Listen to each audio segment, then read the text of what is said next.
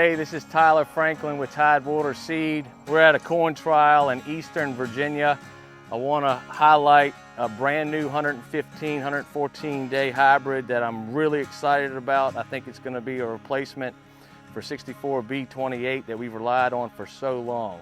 This new hybrid is 65K70. It's got a lot of awesome characteristics that are coming online with this thing, and I'd like to show you what we've got going on. So Axis 65K70 has a huge blocky ear. It really likes to put on 16, 18, even 20 kernels around on regular. This ear really pops, something that attracts you in the field. It's got good test weight, it's gonna have excellent husk coverage, and it's got a semi-flex ear that'll allow it to still perform very well even at low populations. The sweet spot for it though, 34, 32,000, this thing really pops and shines. But you can see here, this is at 32,000, it still puts on some huge chunky ears. And with that full husk coverage, we can rely on high grain quality all season long, even if you let it dry down in the field. This hybrid has very deep kernels. You can see that deep amber orange kernel.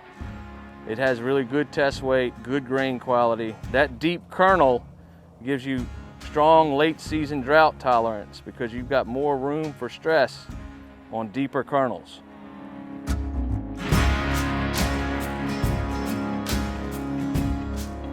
So one of our key products the past several years has been Axis 64B28.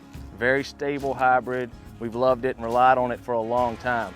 This is 65K70, and it's offering a lot of advantages over 64B28.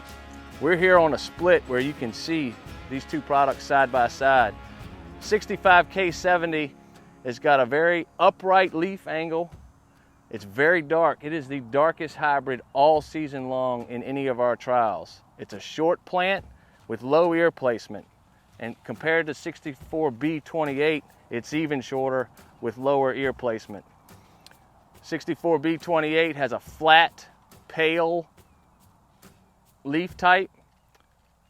You can easily see the distinct stay green and dark green color of the 65K70. In my opinion, the darker the leaf, the more sunlight we're attracting.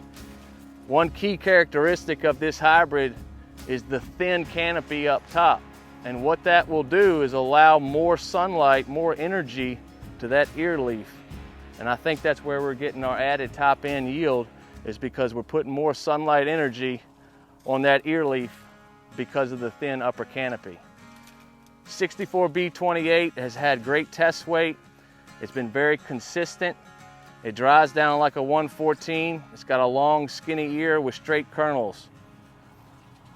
This is an average ear of 64B28 in this location. But if you compare it to 65K70, you can visually see the advantages that this hybrid is offering.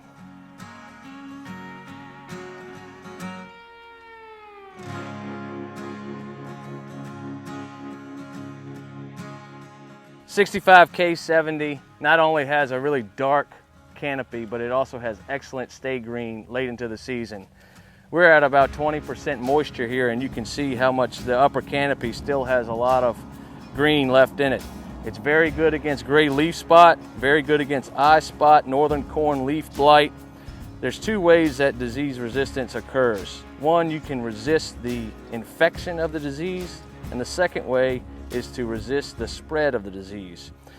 65K20 has a little bit of both, and very rarely will it respond to a fungicide.